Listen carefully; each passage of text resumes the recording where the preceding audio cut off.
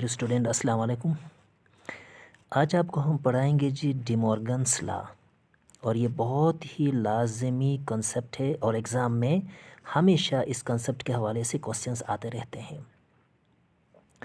और वो स्टूडेंट जो पहली मरतबा मेरे चैनल पे आए हैं उनसे गुजारिश है कि आप ज़रूर मेरे चैनल को सब्सक्राइब करना और अपने कमेंट्स में भी हमें बता देना।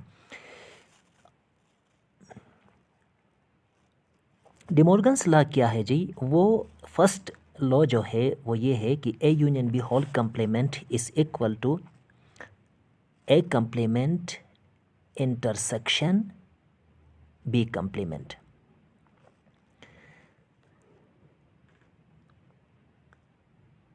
और दूसरा है A intersection B whole complement. और ये हमेशा इक्वल होगा A complement union B complement के बराबर होगा, यानी left hand side right hand side के बराबर है। अगर ये प्रूफ हो जाता है तो डी मॉर्गन्स लॉ आप प्रूफ कर रहे हैं जी। फॉर एग्जांपल आपके पास सेट ए है 0 1 2 3 और 4 5 6 7 8 9 और 10, यानी नेचुरल नंबर पर मुश्तमिल आपके पास सेट ए है।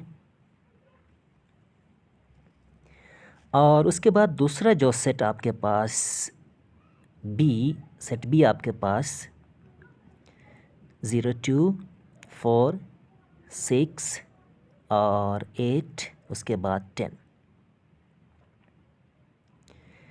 यानी आपके पास इवन नंबर्स पर मुश्तमिल एक सेट है। और उसके बाद यूनिवर्सल सेट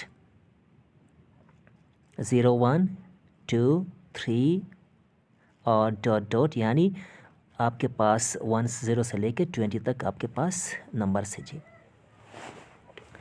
अब फर्स्ट लॉ को हम वेरीफाई करने जा रहे हैं कि आया कि left hand side is equal to right hand side है या नहीं है।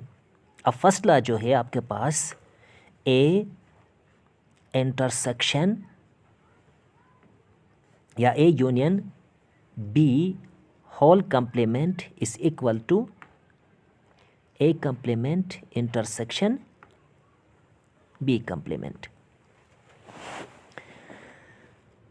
अब सबसे पहले हम लेफ्ट हैंड साइड ले लेंगे जी, A union B whole complement. अब आप देखें ब्रैकेट के अंदर सबसे पहली चीज़ ए यूनियन बी है और आप सबसे पहले ए यूनियन बी मालूम करें। ये नहीं करना कंप्लीमेंट आप मालूम करेंगे तो उसका जवाब गलत आ जाएगा। और सबसे पहले आप एलिमेंट्स ऑफ ए लिखेंगे, यानी आपके पास नेचुरल नंबर्स पर मुश्तमिल सेट है, वो आपने लिख लिया। और उसके बाद दरमियान में यूनियन की अलामत और उसके बाद सेट बी के एलिमेंट्स हम लिखेंगे और जाके अप टू 10 तक। अब यूनियन में क्या करते हैं वो पहले भी आपको बताया है कि तमाम एलिमेंट्स जो ए और बी पे मौजूद है वो तमाम सेट्स पर मुश्तमिल, यानी तमाम एलिमेंट्स पर मुश्तमिल सेट को हम ए यूनियन बी कहते हैं। अब हम असेंडिंग ऑर्डर में तमाम एलिमेंट्स को लिखेंगे और ये कोशिश करेंगे कि अगर एक नंबर जो 2 दफ़ा आई है उसको एक दफ़ा लिखना है। 1 2 3 4 और डॉट डॉट जो है जाके 10 तक, यानी ये 10 तक जो है दोनों में मौजूद है, यानी आप इनको 1 2 3 4 डॉट डॉट 10, यानी ए यूनियन बी इसका यही होगा जी। अब A union B whole complement. अब कंप्लीमेंट के हवाले से मैंने एक पहले लेक्चर दिया था, वो आप ज़रूर सुने। उसमें मैंने कहा था कि जैसे ए कंप्लीमेंट का मतलब है यू डिफरेंस ए और बी कंप्लीमेंट का मतलब है यू डिफरेंस बी, यानी यू के तमाम एलिमेंट्स वो एलिमेंट्स जो सेट ए में नहीं है और यू के वो एलिमेंट्स जो सेट बी में नहीं है वो कंप्लीमेंट ऑफ सेट ए और कंप्लीमेंट ऑफ सेट बी कहलाते हैं। और इसी तरह A union B whole complement means U difference A union B होगी जी। अब आप सबसे पहले यू के एलिमेंट्स आपको लिखना हो, कभी भी ए यूनियन बी के एलिमेंट्स आप ना लिखें वरना जवाब आपका गलत आ जाएगा। 1 2 3 और डॉट डॉट 20 ये आपके पास यूनिवर्सल सेट्स के एलिमेंट्स है और दरमियान में डिफरेंस की अलामत, और उसके बाद ए यूनियन बी आपने जो निकाला था ऊपर आपने फाइंड किया था वही आप लिखेंगे जी, और जाके 10 तक। अब मैंने कहा था कि यूनिवर्सल सेट्स के वो एलिमेंट्स जो सेट दूसरे सेट में मौजूद नहीं है वो आपके पास A union B whole complement कहलाएगा। अब आप एक एक करके चेक कीजिए, और 1 दोनों में मौजूद है, अब वो आप नहीं लिख पाएंगे। और उसके बाद जो है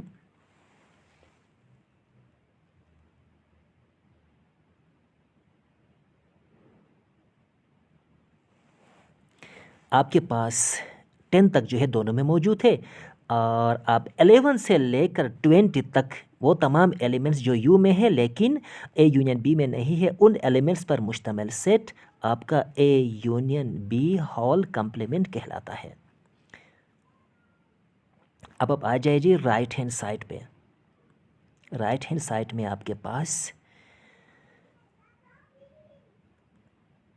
ए कम्प्लीमेंट इंटरसेक्शन बी कम्प्लीमेंट, और यहाँ पर आप कभी भी ए इंटरसेक्शन बी पहले ना निकाले जी, लेकिन आप क्या करेंगे जी, सबसे पहले ए कम्प्लीमेंट आप फाइंड करेंगे, उसके बाद बी कम्प्लीमेंट फाइंड करेंगे, उसके बाद इनके दरमियान जो है आप इंटरसेक्शन मालूम करेंगे।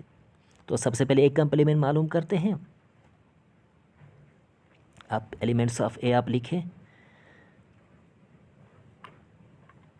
और जाके जो है यूनिवर्सल सेट्स के एलिमेंट आपके पास 1 2 से लेकर 20 तक है, और एलिमेंट्स ऑफ ए जो है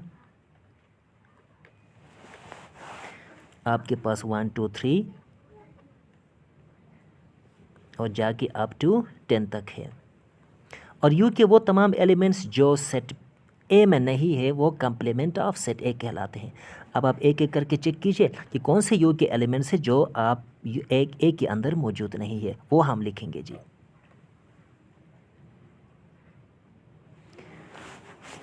अब 1 है, 2 है, 3 है, और जाके जो है 10 तक दोनों में मौजूद है, लेकिन 11 से लेकर आपके पास 20 तक जो एलिमेंट्स यू के अंदर मौजूद है वो सेट ए के अंदर मौजूद नहीं है, लिहाजा इन एलिमेंट्स पर मुश्तमिल सेट को हम कम्प्लीमेंट ऑफ सेट ए कहते हैं, और वो हमने लिखा जी इधर।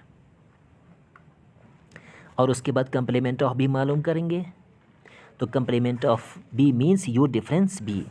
तो first we will write the elements of universal set, और उसके बाद एलिमेंट्स ऑफ बी लिखेंगे,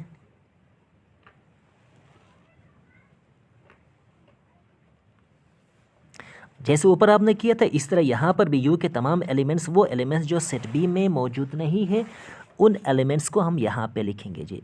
अब आपने देखा कि 2 दोनों में मौजूद है और 1 आपका यू में है लेकिन ए में नहीं है, तो आप सबसे पहले क्या करेंगे जी, कम्प्लीमेंट ऑफ बी या B complement is equal to, अभी आप देखिए जी यू के वो एलिमेंट्स जो बी में मौजूद नहीं है वो एक एक करके आप लिख लीजिए।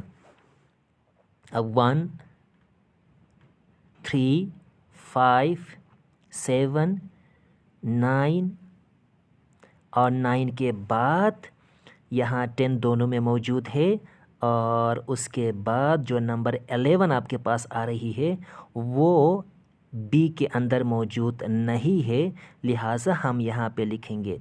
और 11 12 13 से लेके 20 तक जो एलिमेंट्स है वो यूनिवर्सल सेट में मौजूद है लेकिन बी में मौजूद नहीं है, वो तमाम हम लिखेंगे। तो इन एलिमेंट्स पर मुश्तमिल सेट को हम कम्प्लीमेंट ऑफ सेट बी कहेंगे जी।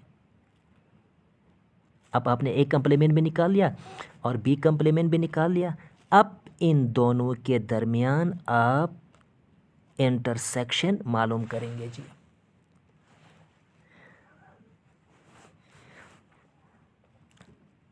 अब आप सबसे पहले कम्प्लीमेंट ऑफ सेट ए लिखे जो आपने पहले फाइंड करके रखा है,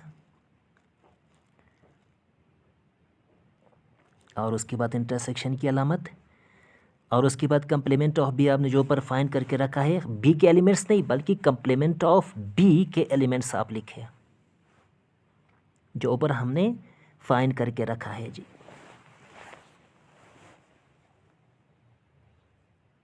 और वो हमने 1 3 5 7 9 11 और डॉट डॉट के बाद 12 13 से लेके 20 तक तमाम एलिमेंट्स हम लिखेंगे जी।